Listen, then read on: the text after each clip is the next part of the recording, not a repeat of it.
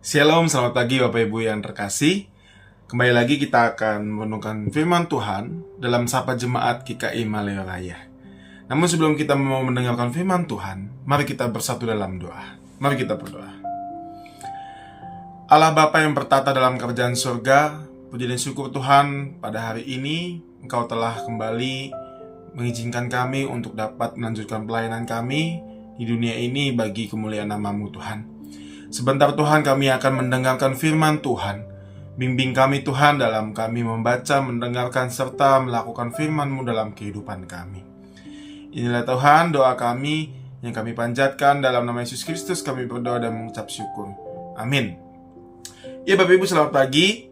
Kita akan membaca Alkitab dari Yeremia pasal 8 ayat 4 sampai ayat yang ke-13. Yeremia pasal 8 ayat 4 sampai ayat yang ke-13. Demikian firman Tuhan.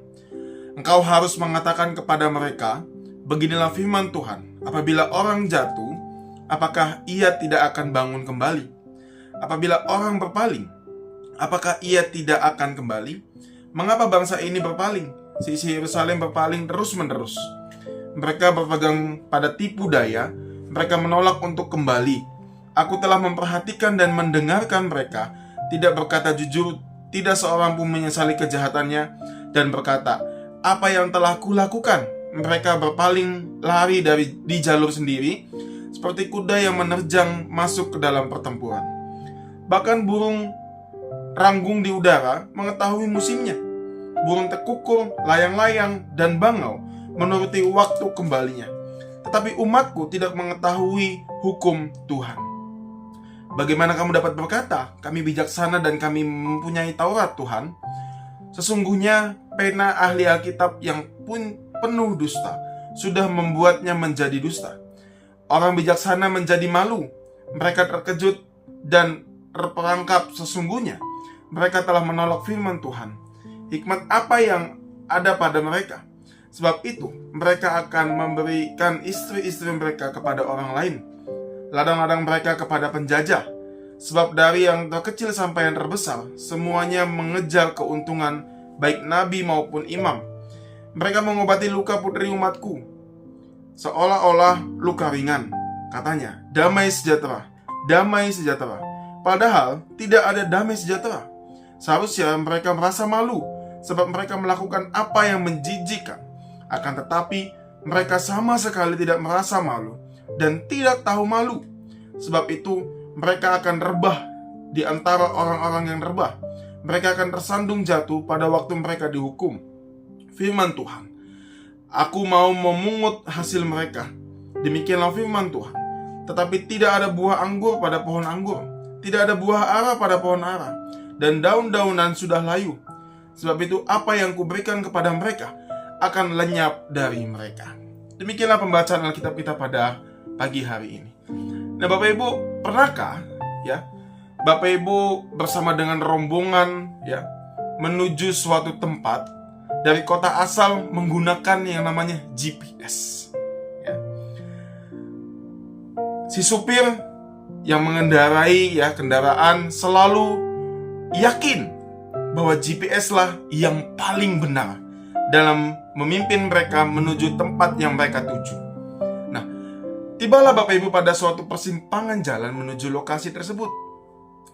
Di situ ada papan pemberitahuan bahwa arah menuju ke lokasi itu adalah belok ke kanan. Sedangkan di dalam GPS itu menunjukkan arahnya ke kiri untuk sampai pada tujuan.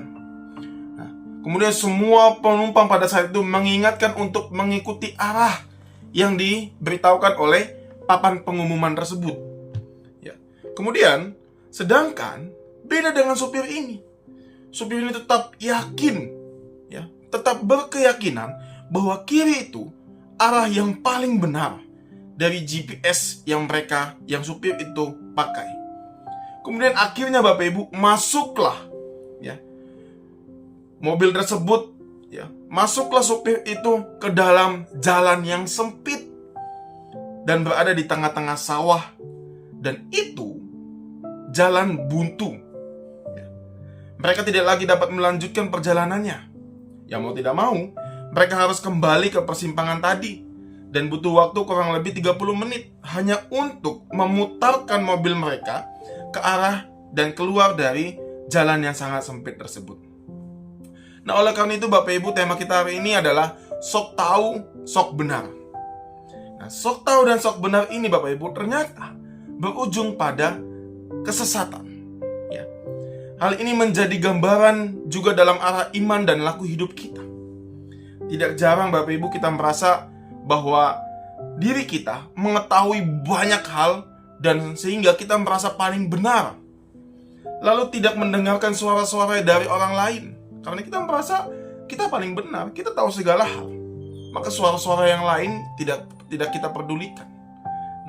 Makin dinasihati, justru makin menjauh dan semakin hilang. Demikian juga bangsa Israel ditegur oleh Nabi Yeremia. Sebagai bangsa yang sok tahu, sebagai bangsa yang sok benar, mereka memilih melawan Allah dan berdosa. Dan parahnya lagi Bapak Ibu, menolak untuk bertobat. Tertulis pada ayat 4 dan ayat 5 dikatakan demikian. Engkau harus mengatakan kepada mereka, beginilah firman Tuhan, apabila orang jatuh, apakah ia tidak akan bangun kembali? Apabila orang berpaling, apakah ia tidak akan kembali? Mengapa bangsa ini berpaling seisi Yerusalem berpaling terus-menerus? Mereka berpegang pada tipu daya, mereka menolak untuk kembali. Bangsa Israel disindir bahwa binatang-binatang di alam tahu waktunya, gitu ya. Tetapi umat Tuhan tidak tahu hukum Tuhan. Inilah yang dikatakan oleh Nabi Yeremia kepada bangsa Israel. Mereka menolak untuk ditegur oleh Tuhan. Dan lebih parahnya, mereka lebih percaya kepada yang namanya nabi-nabi palsu yang mengatakan tadi di ayat 10, damai sejahtera. Padahal tidak ada damai sejahtera di situ. Mereka memilih mendengarkan segala hal yang menyenangkan telinga mereka, bukan kebenaran yang senang ingin mereka dengarkan, tapi lebih kepada mendengarkan segala hal yang menyenangkan telinga mereka. Ini bahaya Bapak Ibu. Bahaya sok tahu dan sok benar. Di balik itu semua, ada sikap yang menolak untuk dididik dan menolak untuk dikoreksi. Saat ini Bapak Ibu, godaan kita adalah merasa sudah tahu firman. Ya. Namun kita perlu bertanya, ketika kita merasa sudah tahu firman, kita perlu mempertanyakan diri kita, benarkah hidup kita ini sudah berdasarkan firman Tuhan? Atau belum? Atau hanya kita merasa sudah tahu saja firmannya seperti ini, tapi kita belum sama sekali hidup berdasarkan firman tersebut. Inilah godaan kita saat ini. Lebih senang mendengarkan pujian-pujian dari orang, lebih senang mendengarkan afirmasi, tapi enggan untuk menerima teguran dan koreksi dari seseorang. Padahal Bapak Ibu, cinta Tuhan itu juga dinyatakan lewat teguran. Banyak orang yang menjadi pakar dalam segala hal, ya, termasuk urusan iman dan moral, namun malas untuk mendengarkan suara Tuhan dan rendah hati untuk merespon batinnya. Ya. Siapapun bisa buta arah Bapak Ibu. Kita merasa sok tahu, kita merasa sok benar. Seringkali kita melakukan hal itu. Tetapi Tuhan masih memberikan kesempatan untuk kita untuk dapat mengambil langkah dalam pertobatan. Pertanyaannya pada saat ini adalah, maukah kita mengakui bahwa kita salah? Maukah kita mengakui kita selalu merasa paling benar? Berhenti Bapak Ibu untuk menjadi pribadi yang sok tahu dan yang sok benar ini.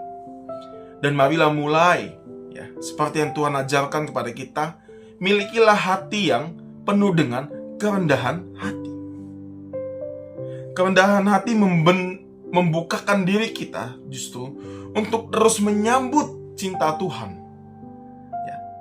Meski cinta Tuhan ini tidak menyenangkan gitu ya, berupa teguran, berupa ajakan pertobatan. Tapi marilah Bapak Ibu, kita dengan rendah hati menyambut cinta Tuhan ini. Orang yang rendah hati, maka dia akan selalu menyambut Tuhan untuk masuk dalam langkah pemulihan yang berasal dari Tuhan. Dan itu Bapak Ibu, hal yang menyenangkan Tuhan justru. Mari Bapak Ibu bersama-sama kita tinggalkan sifat kita yang sok tahu dan sok benar, tetapi marilah mengambil langkah untuk merespons segala hal, ya, melihat segala hal dengan rendah hati dan tertuju kepada Tuhan. Mari kita berdoa. Ya Tuhan, ketika kami mendengarkan firman Tuhan, ketika kami membaca firman Tuhan, benar Tuhan, terkadang kami merasa kami paling benar, kami sudah mengenal firman-Mu. Tetapi menjadi pertanyaan dalam firman Tuhan pada hari ini, apakah betul kami anak-anak-Mu sudah hidup dalam firman Tuhan?